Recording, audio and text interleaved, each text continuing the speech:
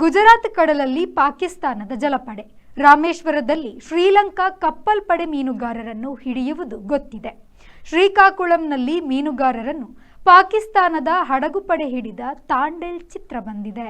ಮೀನುಗಾರರ ಬದುಕನ್ನು ಚಿತ್ರಿಸುವ ಕಥೆಯೆಂದು 2018ರಲ್ಲಿ ನಡೆದ ಘಟನೆ ಎಂದು ಹೇಳಲಾದ ಕಥೆಯನ್ನು ಚಂದು ಮಾಂದೇಟಿ ಬರೆದು ನಿರ್ದೇಶಿಸಿದ ಈ ಚಿತ್ರ ತೆಲುಗು ಮತ್ತು ಹಿಂದಿಯಲ್ಲೂ ಮಾತು ಪಡೆದು ಬಿಡುಗಡೆಯಾಗಿದೆ.